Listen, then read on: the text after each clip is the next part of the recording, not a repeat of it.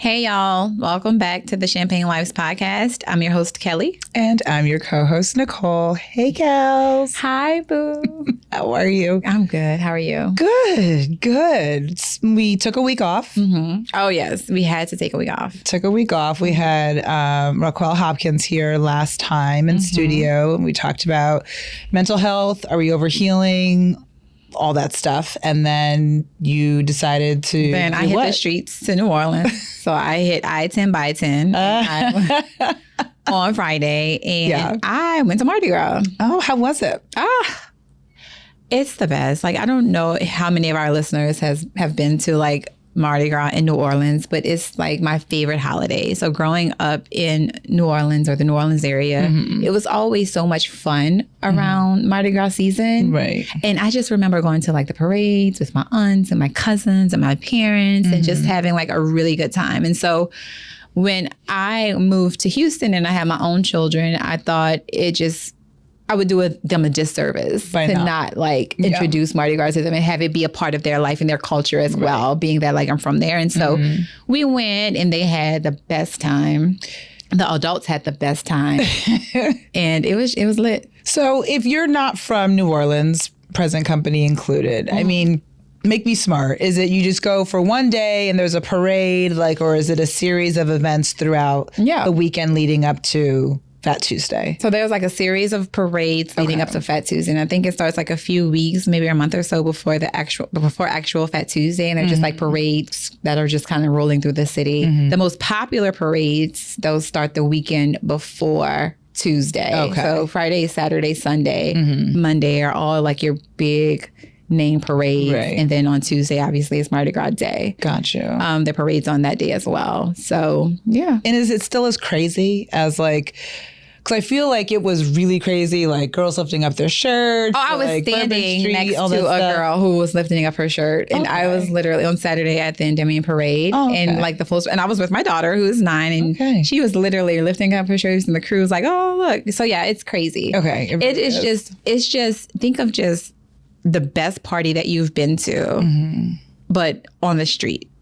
Just free. Really? Yes. Like free. Okay. Like outside, just in the streets, everybody. You just hear music here, music there. You're dancing, you're drinking, you're eating, you're partying. You're like watching a parade. It's just it's so much fun. It's so much fun. Okay. Yeah. Next year, maybe the year after. I don't know, child. I don't know when I'm going back, child, but it took me a couple days to bounce back. My liver feels like it's like... That's I'm recovering from the holiday. Girl, my liver was just like, take me out. Because give me another you're doing me in right now. Give me another one. Another one. So it sounds like it was a great time. It was. Back here in Houston, it was pretty quiet. Didn't do a whole lot. Probably did the soccer mom thing. I'm sorry, my eyelash is lashing. So did the soccer mom thing. Kids had games, practices, all that great stuff. Got a little bit of time in to relax, which is nice. But always nice. Yeah, pretty quiet weekend. Yeah, that's how I feel like this past weekend was for me. Yes. Yeah, very relaxing. And then this upcoming weekend should be quiet, but we'll see. We have a concert. Yeah. And we're going to. So that's happening. Excited about that. Music. I know, live music. The best kind. Okay. So this week, I don't really have a good segue, so we're just going to jump into it. Bottles pop. We're just gonna move into it. Right. So this week, wanted to talk about the concept of the Black sidekick and how that role shows up in your personal life, maybe in your professional life, how we've seen it play out in mainstream media and film. And, you know, when we say the Black sidekick, it's not necessarily like the Batman to someone's Robin, but I guess in a sense it can. But like, I think it's good for us to dive a little deeper into what it looks like in real life, right? So think about, your friend group. Think about your professional network. Are you the only Black friend or Black person or colleague? Or have you been the only Black friend, person, or colleague within a group? And what has that experience been like? So that's what I felt like we could talk about this week. Oh, Yeah.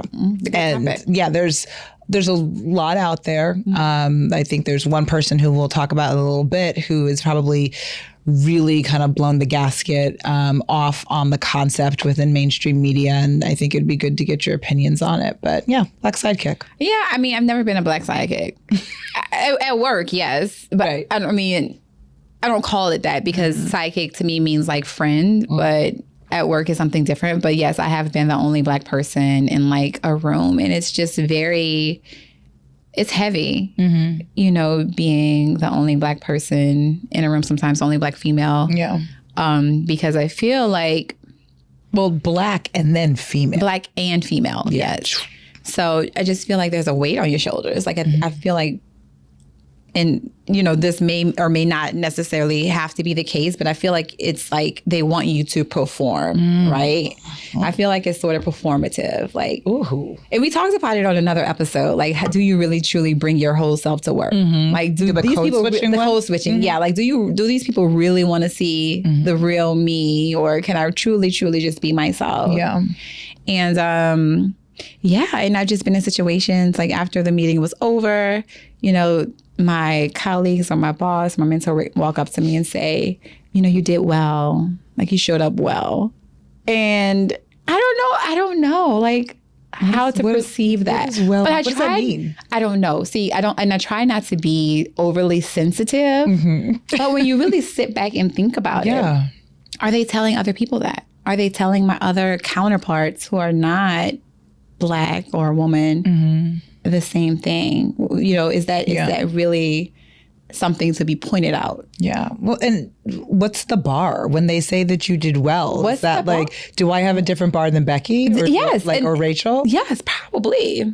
Like probably so. Like how when you're the different person, when you're the fly in the grits, how well can you relate? Seriously, like how well can you relate? Right.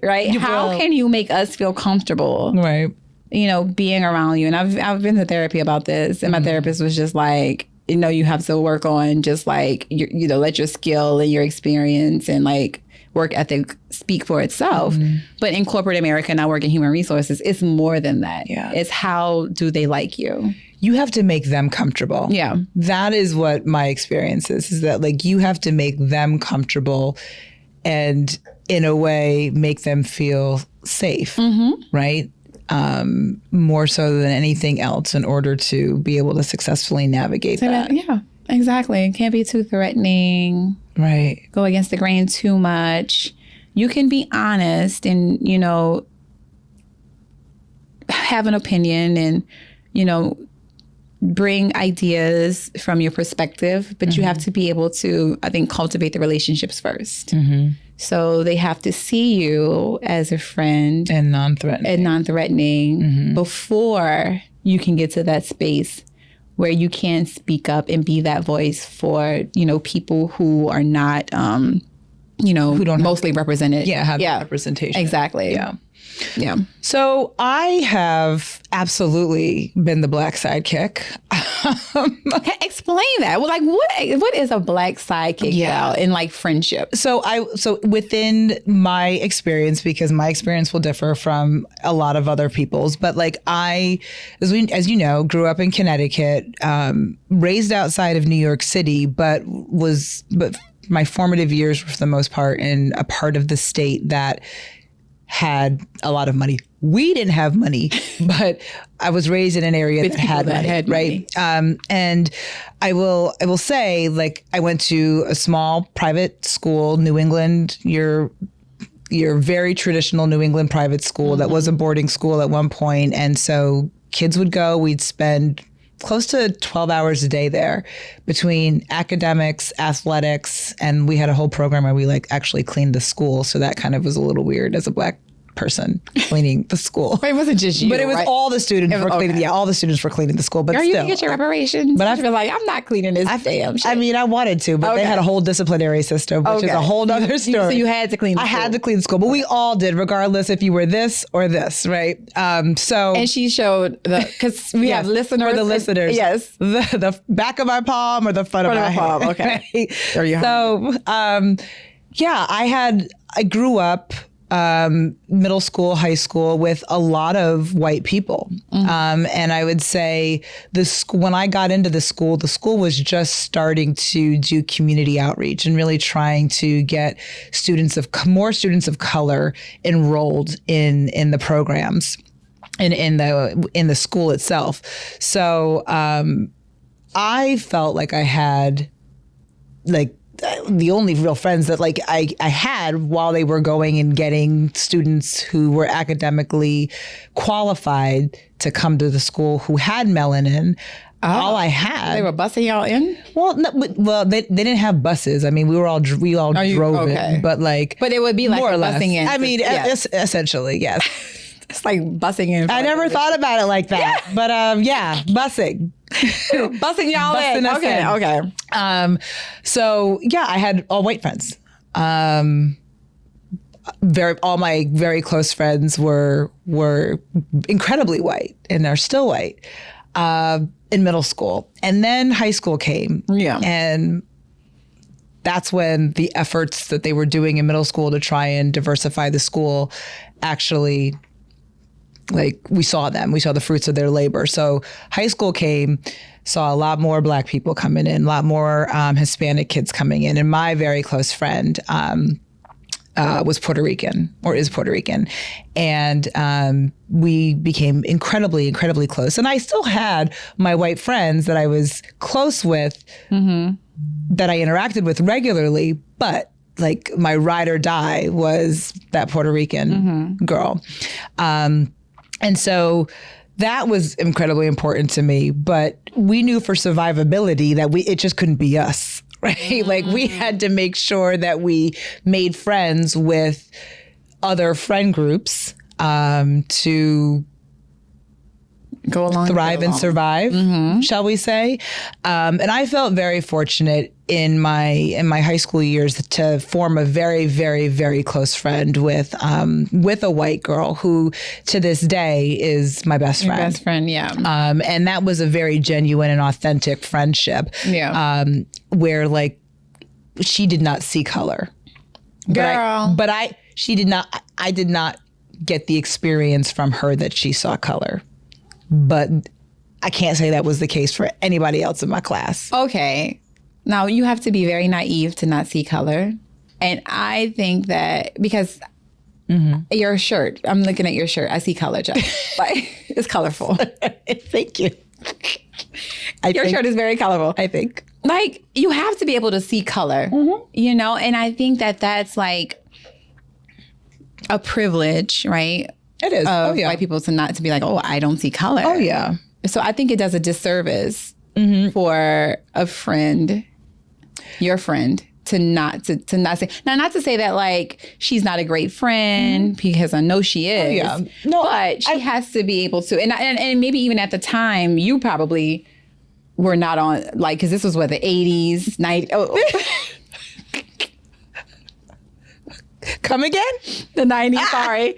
So, people weren't as woke as they were now, right? To be able to enlighten people of just the Black experience. So if you did have a friend of another race, then just being able to explain to them or tell them some of the, the discriminations that people of African descent face. Right. Right. But you also grew up with a Caribbean mother, so I was getting that at home all the time. Yeah, I mean, my mother was making sure that I understood that race matters, right? And it's always at the forefront.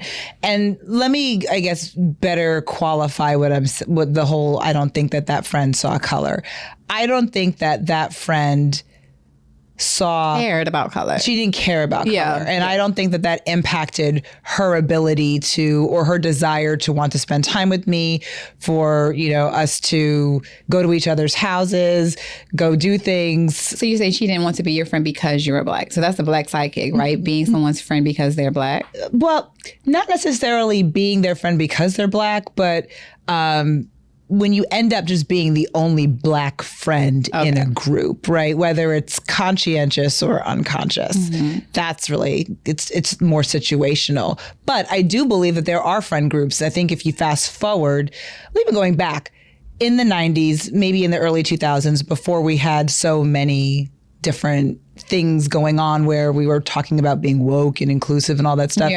I think that in the earlier days when people had a Black sidekick, like the motives were very different than they are now. Like now I feel like you have a Black sidekick because... Girl, it's just like that whole little trend on TikTok of like interracial babies. Yes. Like these girls going against their parents and their racist families just to have like a melanated baby. Right. How crazy is that? And these biracial kids are talking about their experience. Right.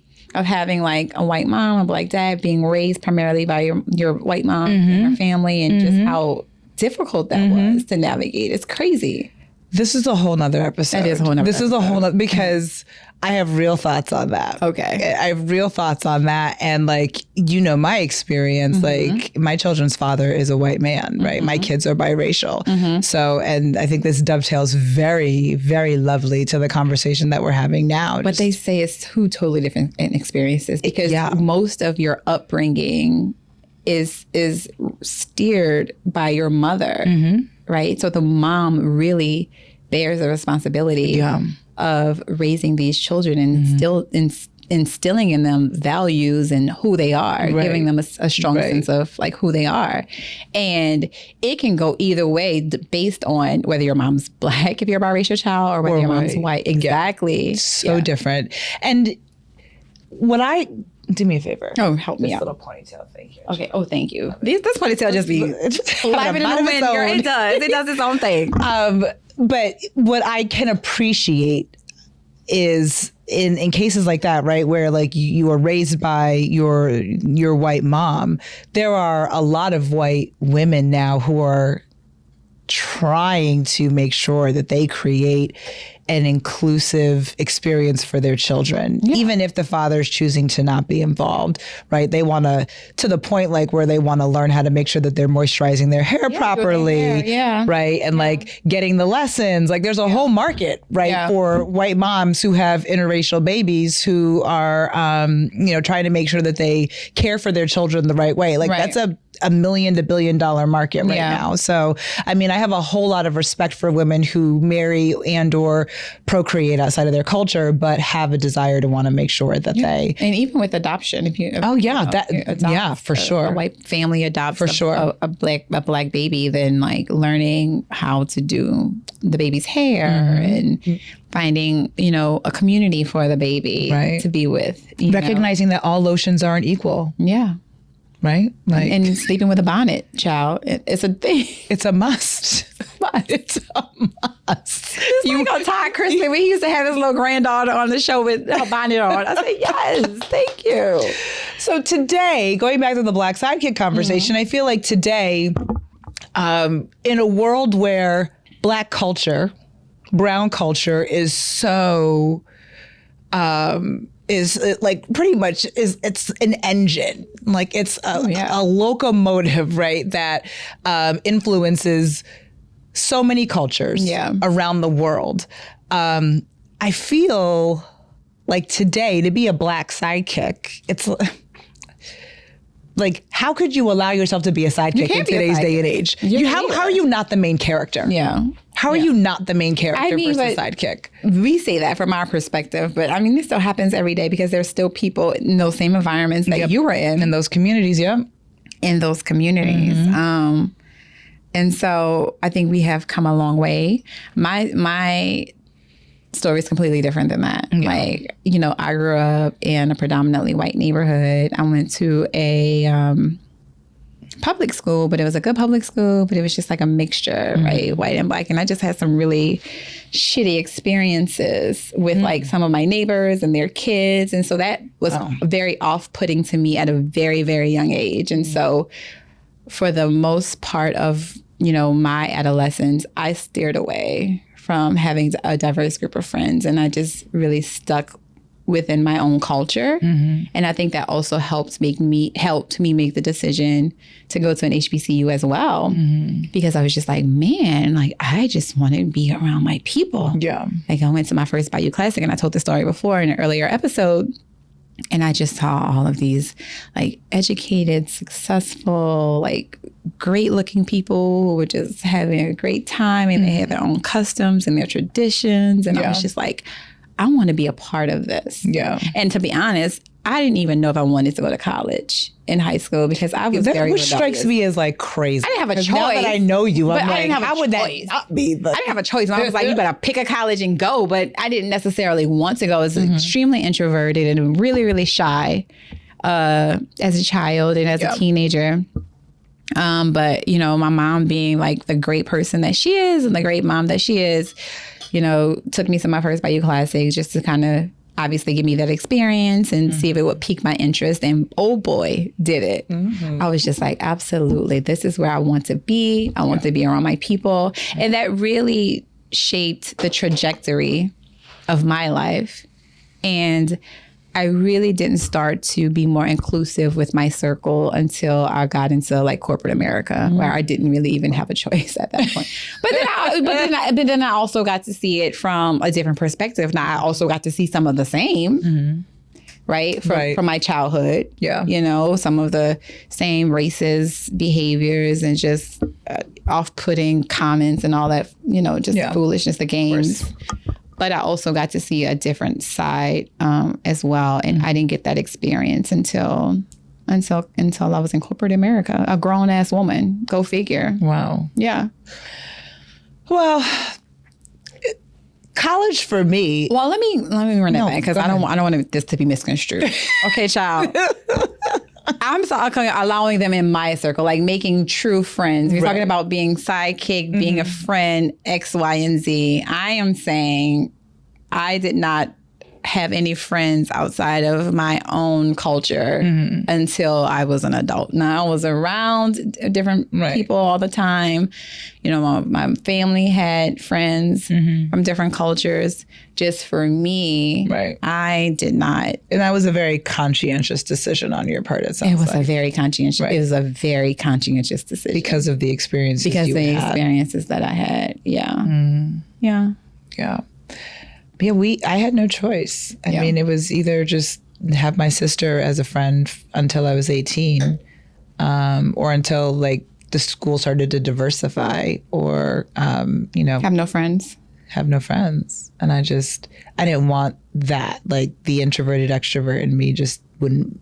But did you not have any like negative experiences that just kind of like was just completely off-putting to you, or you were just like, I cannot take this and I don't want to be bothered? Here's what I'll say. To be raised by a Jamaican woman who came from a formerly colonized island, if I had those experiences, let me just tell you, like she was doing everything to like clear every single passage.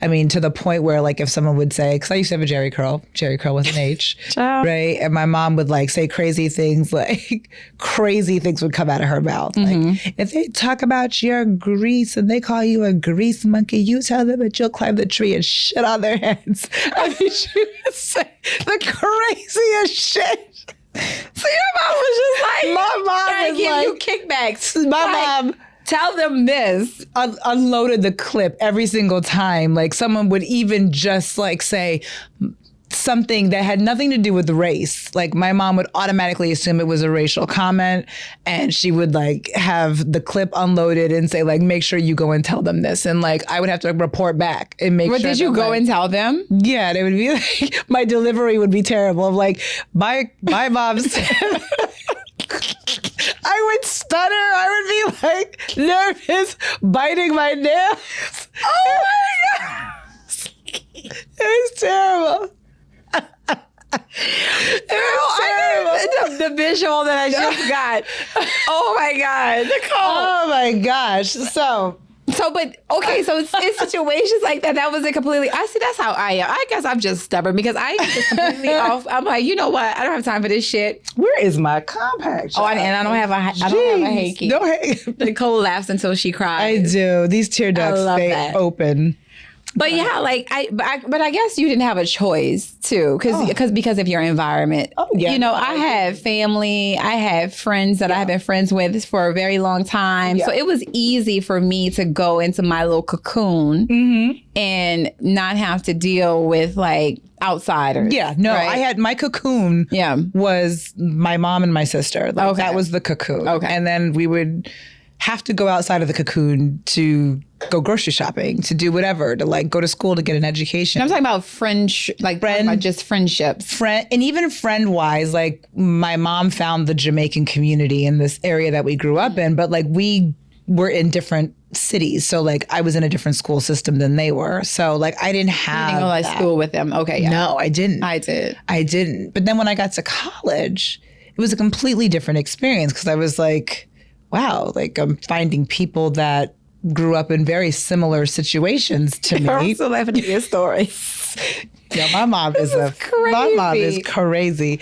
Hilarious. But you know, people who grew up in similar situations that I had, and so they were on. I felt like I had found my people. I had found my tribe, and I found people who had even figured out how to, probably in more of a successful way, navigate and give no fucks, right? About being the only. And so that for me was like life-changing because I was like, wow, like you can be comfortable, be confident, and be secure in. But were you confident and comfortable in those in that environment? I think I had moments of like confidence and comfort, but I think I had, when you look different, when you are different and you go back home to a family that reinforces how different you are. Like, again, I go back to the fact that my mom grew up in colonized Jamaica, where, you know, it was really clear that like she was Black and like there were like white colonizers that were still on the island. Even when she left, I think she left when the island was colonized. So the mentality and the thinking is very different today. I'm sorry, then than it is today. So I was constantly reminded, and I think that was generational. Like she was constantly reminded as well of like your Black, that she was different, and that like that you are Black, and that like, you know, you have colonizers who are on the island who are white, right? Like you are different. And so in her mind, I think coming here, she didn't see anything different from what she had seen growing up, right? Like you are Black, you are part of a minority. It's different. You're different. The majority, the people who are successful and get their way, are white. So, but how did that create, I guess, a sense of security in you? Or insecurity? Or insecurity, being the Black sidekick. Well, the insecurity was just like, hey, I'm different. And I think the security came from being able to establish relationships and connections and be viewed as a trusted person to be included in the predominantly white friend group, for sure. So I won't go so far to say like it was a survival tactic, because no, it wasn't. But I absolutely, and I will tell you, I absolutely formed very genuine friendships. And the one that I referenced earlier is the one that continues to this day. Yeah. You know, one of my more cherished friendships that I have. That said, I can't tell you that I sit here and talk to anyone from my high school other than her. Girl, me either though. Girl, all of them can go to hell. Like, a whole nother topic of conversation. It's a whole nother topic of conversation. Not hell. But yeah, me either. I don't either, but for different reasons. Right. So a lot of talk about what it means to us, right? The Black sidekick. Let's talk about what it looks like in the mainstream. We know that movies for a long time, like a lot of these superhero movies and even a lot of these rom-coms would always have like the Black sidekick, right? Whether it was, and there's a lot of information out on the internets around like the black sidekick trope. I'm not a film critic. I know nothing really about film, so I don't want to speak on it and misspeak on it. But what I do know is reality TV. So we can talk about it within the context of this specific reality TV show. Exactly. You know, I'm a Real Housewives connoisseur, if you will, aficionado. And Real Housewives of New York. Ebony K. Williams, who is an attorney. She has been on multiple, highly educated. I think she's a Howard alumna. Oh, yep. She has been on a number of media platforms speaking. She speaks well. And has recently written a book. Don't ask me to quote it, but recently wrote a book and did a whole press tour. About it, but spoke about her experience being on Real Housewives of New York. In her book, but even on her the press show, tour. and on the show, okay. Talked about her experiences as being the first Black housewife, but then being a Black housewife on the Real Housewives of New York, which I think has been running the second longest after Real Housewives of OC, and. In the capacity in which she served on that show, and I don't know if she lasted for 1 or 2 seasons. Maybe she didn't last that long. Girl, it has to have been because she did not. She was disruptive, but was she in all the right ways? But did she get kicked off, or did she just say, "I'm not going back"? So here's what happened. So during her season, she leveraged her platform, used her platform to teach people on the importance of inclusivity. And there were a lot of conversations that she had about the white women who have historically been on the show from the Upper East Side and these Harlem Black girls, right, that have allegedly, she did all those microaggressions out. She called them out episode after episode after episode and went after Ramona, went for her neck, went after Luann's neck. And the only one that she actually really never went after because she felt like she showed up as a true ally was Sonia. And what ended up happening because of the conversations that were happening during the season, they ended up, and I think she used the concept like the black sidekick. Bravo said, Ixnay on the reunion. We're canceling the reunion. Oh, they canceled the reunion? No reunion. Oh. They actually blew up the entire cast. I think everybody was fired. And they're recasting the entire show. That was it for the show. They're recasting. The franchise is still going, but they're recasting the entire show to the point where Luann's gone, Ramona's gone. I don't know if Sonia's gone. Sonia's good TV. I hope Ebony's not gone. Ebony is gone. I hope they bring her back. Oh, okay. But the OGs, if you will, that might have propagated some of this. Some of these microaggressions, or definitely, I'm not even going to say maybe, who did propagate these microaggressions, Luann and Ramona, highly problematic. So I'm glad that they're gone for that reason. But yeah, they're recasting it. So, I applaud Ebony for showing up as kind of the teacher, even though she was cast as the black sidekick. But I guess the question was that her responsibility? Do you think she did the right thing by leveraging that platform? Or do you think she should have just kind of figured out a way to stay off the radar? Fell back? No, I think she did use her platform the way that it was intended to be used. I mean, for a person who is just very successful, highly educated, very well spoken, why not? Yeah. Why not come for their necks every single fucking time? She did. Because left nothing. In real time, and people were able to see it in real time. And I think that not only was she able to educate the people that she was on the show with, but the people who were probably watching the show as well. And I know a lot of people were just like, it's too much. Why do it? They were. It's just a show. We just want to watch some TV. But if you're going to go on a reality show, have a purpose. I just respect her for having a purpose and a mission, child. If her only mission to go on that show was to bring awareness to microaggressions, white privilege, and to educate some folks, then she accomplished that. Yeah. She accomplished that. I agree wholeheartedly. I really do believe that if you have a platform, it's your job to leverage that platform and to use it as a way to not just self-promote, but to educate, especially if you are the first fill in the blank within that space. And so I would even say, like, in a friend group, if you are the Black sidekick, it is your job to make sure that when there are things or there's shit that's said and there are things that go down that like smell funky, smell racist, or smell off, it's your job to call it out. Racially, it's absolutely your job to call it out. And never make that okay. Like, if you got a whole bunch of, personally, if you have a whole bunch of friends that like to use the N-word, and we know that there's a lot of thoughts around that, but if they look like this, the palm of my hand, you need to call them out on that shit. Like, not okay. Yeah. Not okay.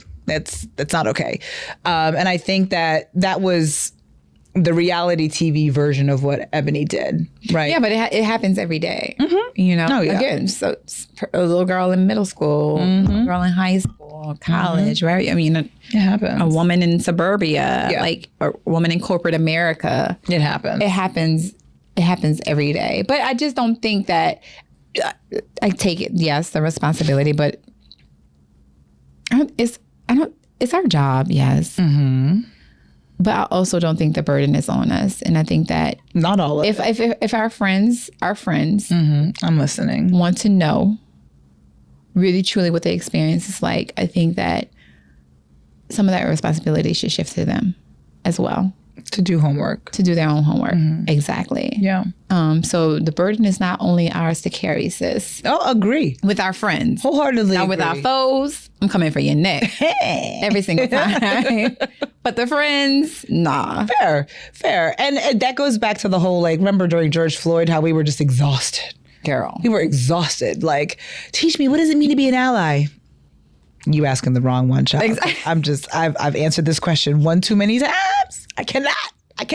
So no longer.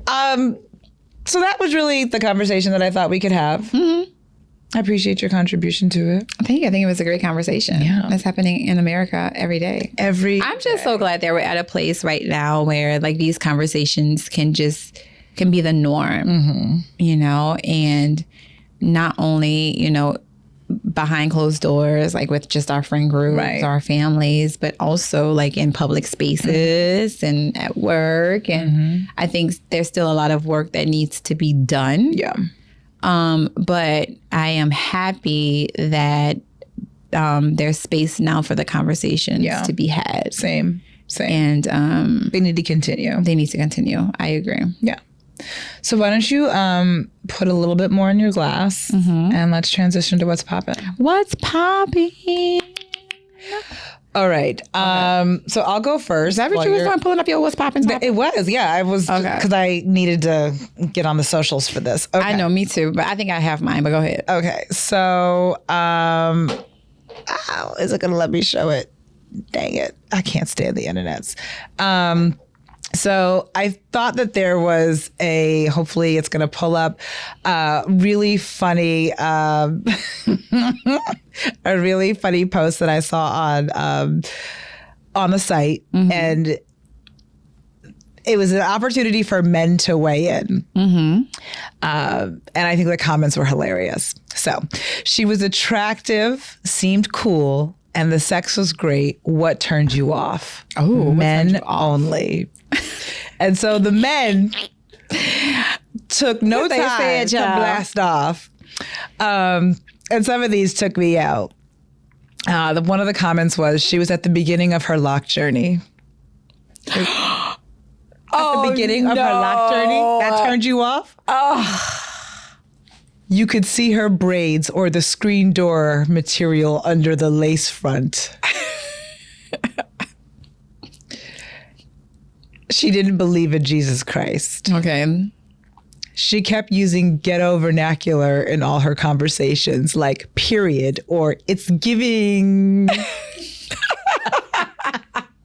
that not us? Oh my, I know, I'm like, yikes. On this episode? Yikes.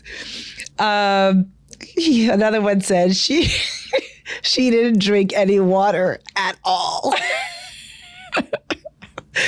Another one said, No grind, no hustle.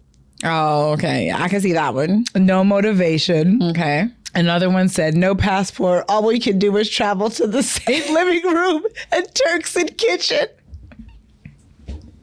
What? To the same living room and Turks and Kitchen. Turks and Kitchen. They can't travel. Okay, just because she don't have a passport don't mean she can't get one, though.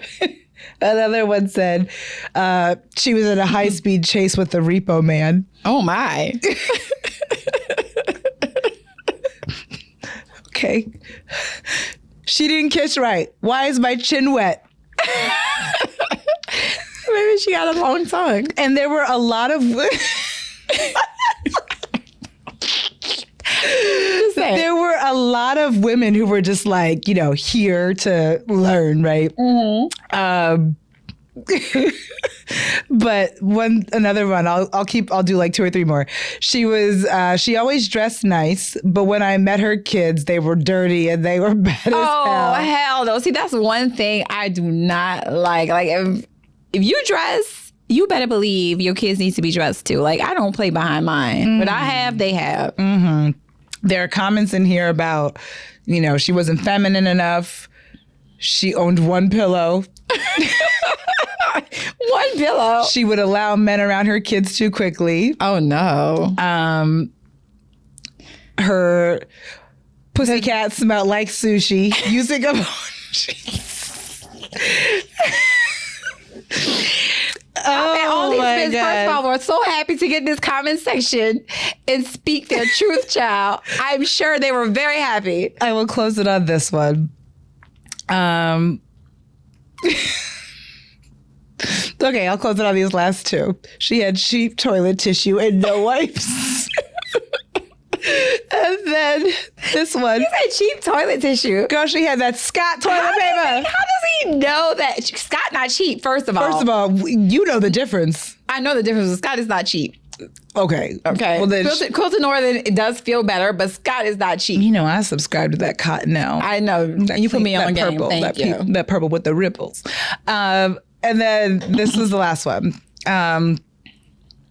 Sex was bomb, but I effing hated her wigs, like every single one of them. I tried to make little suggestive comments here and there, but she always pulled up looking like a contestant on Sunday's Best. I had to move around. I couldn't get past the fact that her wigs always had her looking like the head missionary. Done. I'm done. You are stupid.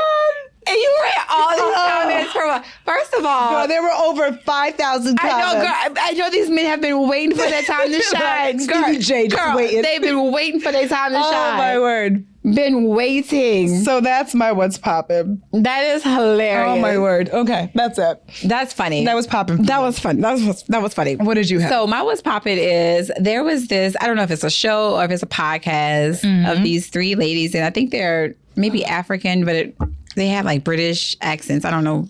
Mm-hmm. But they, one of the ladies said that if her friend dated and broke up with a guy, her friend's ex, that she feels like it's okay to go then behind her friend and date the ex. Go behind?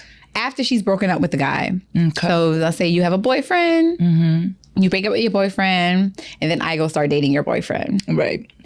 And she says that women just need to grow up, and once a relationship is over, it's fair game. Do you agree with that? No. Absolutely not. Because you date my ex. Chick, we fighting. Right, real bad. We're putting hands on you real bad. Don't do that. Like, why would you even want my sloppy second? Why? I've been told you all about this nigga. You know Right. all the problems that we've had. Yeah. I'm talking as like a friend. Yeah. So I'm not with that. Like I feel like there's a certain, I do believe in girl code. I truly believe in girl code. I truly believe in I'm like the quintessential friend. Like I believe in friendships. I love friendships. You are. You're think I'm teaching me how to be a better friend. Well, thank you, babe. Vice versa. How to be better. How to be just better. I'll talk to you outside. How just to be better. Just be better, a better person. So I don't know. Like, I live by the girl code. Yeah. And I feel like if there was somebody that one of my friends were like actually dated and considered like a boyfriend, then that's off limits. I also feel like me and that guy would have been close. Like, you know what I mean? Like brother, sister close. Like, you've dated my girl. Like, we've been in the same spaces. Right. Like, we've hung out. Like, I look at you as a brother at this point. Like, it would be so weird. How do we turn transition? Around. Yeah, how do we transition to like dating at that point? I just don't want to be that close to my friend. Like, I wouldn't want to be that close. Like, in the sense that, like, I've had what you've had. Oh, yeah. You know, physically. Could you still be friends with someone who did that? No. No. No. I don't. No. There's no point. Like, there's so many men. So many. So many men in this world. Child, my ex can't be your man. Why? Like, can't be the man for you. What does it say about women who are like open to that? Does it give like desperation? These girls ain't loyal. I don't know. What place would you have to be in to date your friend's ex? I don't know. Like, well, it's definitely giving Debbie Desperado. pick me. Right. It's giving pick me. It's giving like your horizons aren't broad enough. Yeah. Like, if you have to set your sights on something that like I've already had, when like there's so many other options in this world. Yeah. Like, go see the world, child. Book a trip. Get a passport stamp. Bitch, get on a fucking platform. Get on a platform. Go on a plane. Do something. Go somewhere to see another part of the world that like where you can potentially find someone that has not your been, person. Yeah, has not been with your friend. And I would just feel like she had been looking at my man the whole time. Like, I would feel so betrayed. Like, yeah. Like, everything gets called into question. Everything gets called into question at this point. Like, what? Now, I mean, in the case where like it's casual, right? Like, or he's for the streets and the sheets, and like somebody just wants to know what that ride is like. What are your thoughts on that? And like, you went into it knowing that this isn't going to be shit, and then she goes into it saying like, I want to stamp my ticket too. What are your thoughts? It's a no still? I don't have an opinion. I've never been in that situation. I don't know if that's too much. That's too. Now, if it was unknowing, I feel like that's too close to me. For me, like, I don't know. Like, I just feel like because guys do that. I just don't feel like guys absolutely do that. Like, guys have no problem running through friends, like a clique. I can't do that. I'm sorry. Guys don't, but like, it's different with girls. We care a lot more.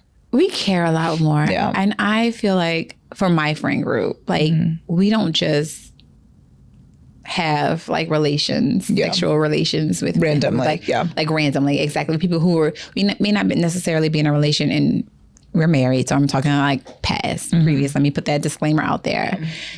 We've talked, like, we may not be boyfriend and girlfriend, but there's obviously some sort of a relationship, right? So I still feel like I would still feel a certain way about that as well. Yeah. Like, because even though we may not have been boyfriend and girlfriend, I mean, we was vibing, like, we was cool. Like, I talked to you about this nigga, like, I let you know that I liked him and this is how it was and this and that. And you just go...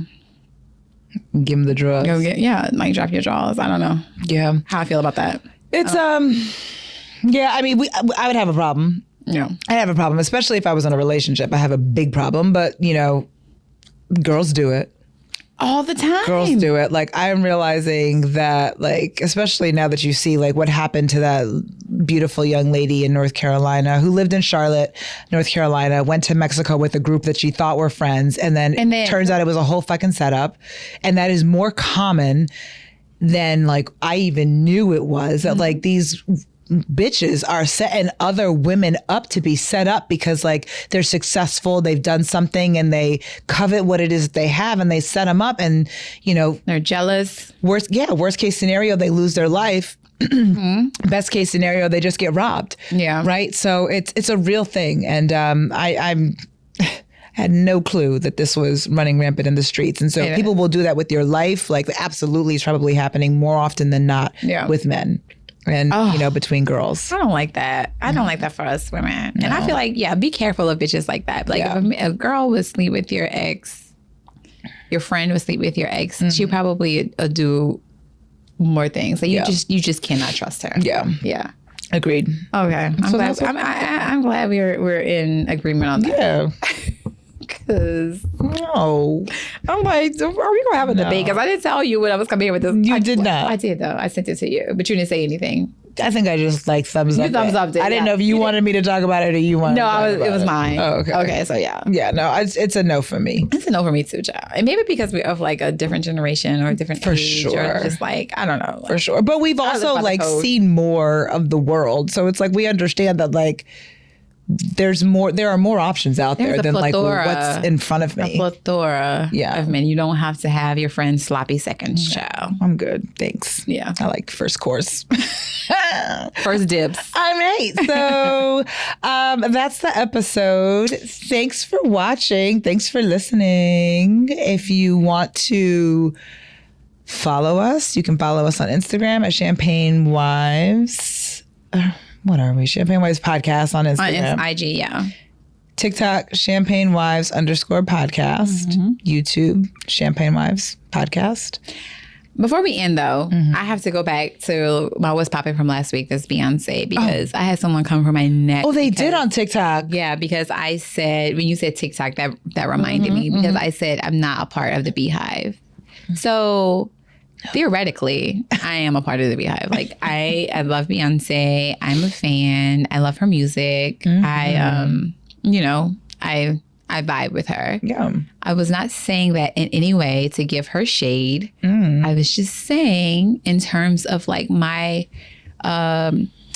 spot on being able to buy pre-sale, because I was not a part of the official Beehive. Right. I had to go through City Pre-Sale to get my tickets. So calm the fuck down. I can't stand these people. Like, I just can't stand them. Like, calm down. I'm a fan. I'm not a stan. I have too much going on for myself. What else you want to tell the people? To be standing on anybody. So love her, respect her. I am going to the concert. That part. But just know, like, fall back. Thank you. Thank you. Thank you, bitch. Fall back. So it's a falling back. On empty cups. Empty glasses. Bing. We will see y'all next week. Same time, same place. Bye. Bye, y'all.